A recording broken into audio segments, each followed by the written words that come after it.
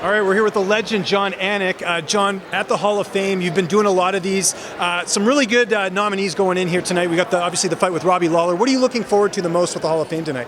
So Jose Aldo is probably the fighter on this roster that makes me the most starstruck of any athlete in the UFC. So I'm certainly looking forward to seeing him headline the class. But I think my most emotional moment is going to be when I have my opening remarks about Jens Pulver, because anyone who saw our live broadcast and saw his reaction when he found out he was going to be inducted knows how much it means to this individual. And I think for a pioneer like that, you never know when your number is going to be called. And I think at some point, some doubts started to creep in as to whether or not Jens Pulver was ever going to get this distinction. So I'm very excited for Jens. I think it's going to be an emotional night for all of Team Pulver.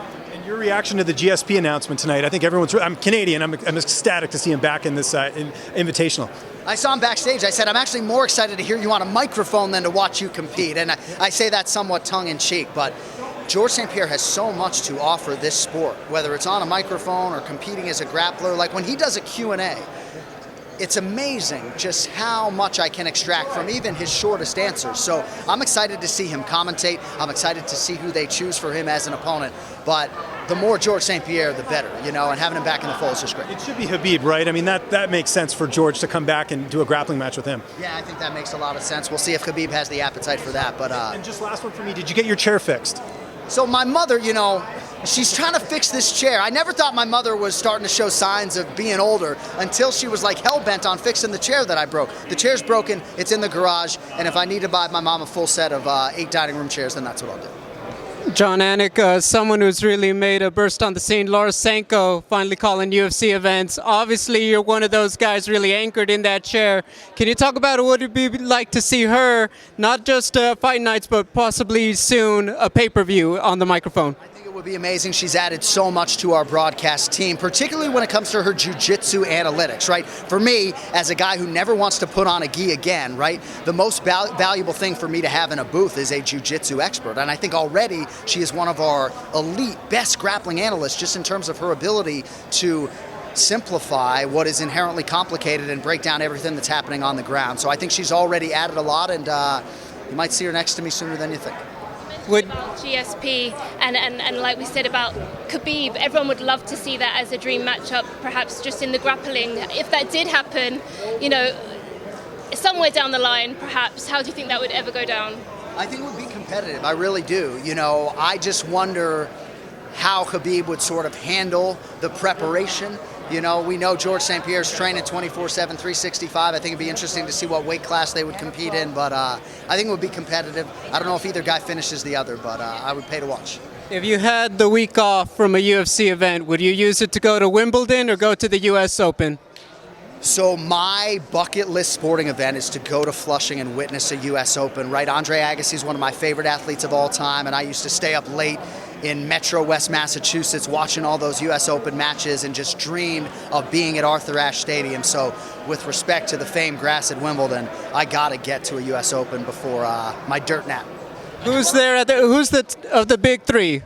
Who's the GOAT? Roger, Rafa, or Novak, in your opinion? So it's really hard to argue against Djokovic, but my favorite of those three is Roger Federer. And when all three were at their best, Roger Federer is the king.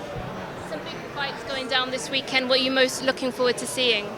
Well, Alexandre Pantoja getting his championship opportunity. I think you can argue he's the best fighter on the roster right now that doesn't have a championship. And as most of you guys know, he's had a full year off to prepare to beat a guy that he's already beat twice. So I'm excited to see what Pantoja can do against, obviously, a much different, much better version of Brandon Moreno. And with the main event as well, obviously, they both have very, very different styles. Everyone's very intrigued to see how they match up on the night. What about you? Are you intrigued to see that one? I've never seen anything like Yair Rodriguez inside an octagon. He is one of one, as my broadcast partner Dominic Cruz always says. And to see a number like plus 320, an underdog price next to his name, is patently absurd. That being said, he's fighting the consensus pound-for-pound king that hasn't really shown us anything resembling a weakness, the guy who has the highest fight IQ in the game. But I do believe, with respect to Ilia Topuria and Josh Emmett and everybody else, the hardest matchup for Volk at 145 pounds is the one in front of him this weekend in the dynamic from everywhere Yair Rodriguez. And Yair's confidence is through the roof that he's going to shock the world and get this done. So we'll see. In the division? We'll see. I mean, Alexander Volkanovski in our fighter meeting injected the name Aljamain Sterling into the conversation, right? Aljamain Sterling's going to fight at UFC 292 in Boston, and then he's probably going to leave the division. So I think the Aljo fight is one that Volk really is intrigued by. But yes, I do think Ilia Topuria is going to be next and absolutely worthy. So. Volk gets to run it back with Islam. Absolutely. I do think that Volk's legacy is already Hall of Fame worthy, and he doesn't really need to prove anything to anyone. But I think there's a lot of big fights for him at 55. And yeah, I think that rematch and Volk as a lightweight contender, if not champion, is an eventuality. Jon, as far as your commentating work is concerned, obviously we're at the 2023 Hall of Fame. I'd put your commentary work in the same categories as Stephen Quadros or Bas Rutten, Mike Goldberg, all the greats. Who were your inspirations as far as getting into commentating, and what careers did you follow when you got into commentating? Well, thank you. I appreciate that. I really had but one play-by-play influence. It was Sean McDonough, who still does a lot of the highest-profile sporting events in the United States of America. I grew up a Boston kid. I got to work with him for a time. I was doing updates on his show, and I said something like first ever, and he said, first ever's redundant, you only say first. So Sean McDonough was a mentor and the guy that I always looked up to. And, you know, I've tried to pluck different things stylistically from guys that I think are good, but at the end of the day, you have to be yourself. And now I'm getting old. I've got about 20 years in the business, and you just try to get better every show and just acknowledge that you're never going to be perfect, and lean into deep breaths and lean into your skill set and just do the best you can. One more last question for me. Obviously, you grew up in Boston. I lived in Boston. Does Mac Jones get it done this season?